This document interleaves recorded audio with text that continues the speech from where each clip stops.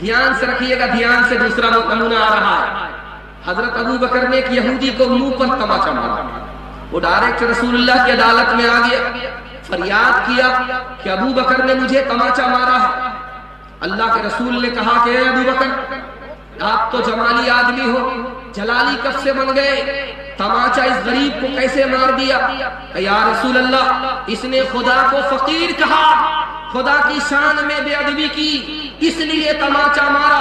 आपकी इजाजत होती तो गर्दन उड़ा देता। तीसरी मिसाल आ रही है, ध्यान से सुनिएगा। हजरत उमर की अदालत में एक चोर लाया गया, कहा गया किसने चोरी की है।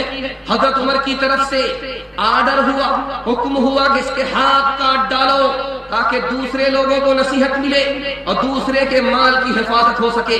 वो हाथ जोड़ करके गिड़गिड़ाने लगा, मैंने पहली बार गलती की है, मेरा पहला कसूर है, माफ कर दीजिए। हजरत उमर ने कहा यह झूठ बोलता है, अगर पहली गलती होती खुदा नहीं पकड़ता, दूसरी गलती होती खुदा नहीं पकड़ता। वो सत्तार है, गलती पर पर्दा डालता रहता है, जब बंदा बाज नहीं आता तब वो पकड़ लेता है। चौथा नमूना आपकी खिदमत में लेकर के आ रहा हूं। जेलर ने हजरत यूसुफ अलैहिस्सलाम से कहा, मुझे आप बहुत पसंद है, मैं आपसे बहुत मोहब्बत करता हूं। यूसुफ ने हाथ जोड़ करके कहा, मुझसे मोहब्बत मत करो, मोहब्बत तुम करोगे मुसीबत में मैं गिरफ्तार हो जाऊंगा। मेरी फूफी ने बचपन में मुझसे मोहब्बत किया था, मुसीबत गले मुझे लगी, चोरी का इल्जाम मेरे सर लगा। मेरे बाप ने मुझसे मोहब्बत किया था, मेरे भाइयों ने मुझको कुएं में डाला। मोहब्बत की भूल मेरे बाप से हुई और सजा मुझको मिली कि मैं मुसीबत में गिरफ्तार हुआ। जुलेखा ने मुझसे मोहब्बत की, मुझको इसकी सजा मिली, मैं जेल की हवा खा रहा हूँ। खुदा के वास्ते मुझसे मोहब्बत मत करो, या तो तुम जुदा होगे या मैं जुदा हो जाऊंगा। उस शख्स से मोहब्बत करो, मोहब्बत करोगे जुदा नहीं होगे, दीदार नसीब होगा। आखिरी नमूना आपकी खिदमत में दे रहा हूं, ध्यान से इसको सुनिएगा। मूसा अलैहिस्सलाम ने कहा कि मेरे परवरदिगार, मैं 4 चीजों को तुम्हारी समझता हूँ और 4 चीजें मेरी समझ से बाहर है। कहा कि पहली चीज बताओ, ऐ मेरे परवरदिगार, तूने मुझे जिंदगी दी है, ये समझ में आती है, मौत समझ में नहीं आती। अल्लाह ने जवाब दिया, ऐ मूसा, मौत इसलिए रखी है ताकि खुदा के बंदे की खुदा से मुलाकात हो जाए। हजरत मूसा ने कहा कि मौत मुसीबत नहीं है, राहत है, मेरे परवरदिगार समझ गए। बीमारी समझ में नहीं आ रही है, तंदुरुस्ती समझ में आ रही है।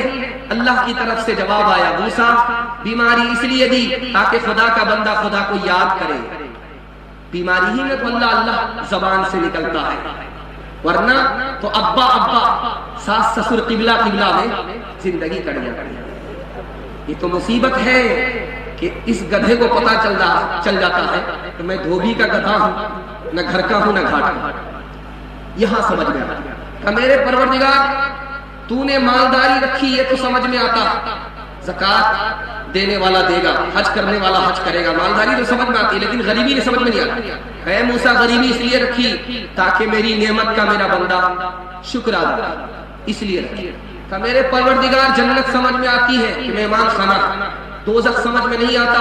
अल्लाह की तरफ से जवाब आया, अगर दोज़ख नहीं होती तो मेरे अजाब से कौन डरता।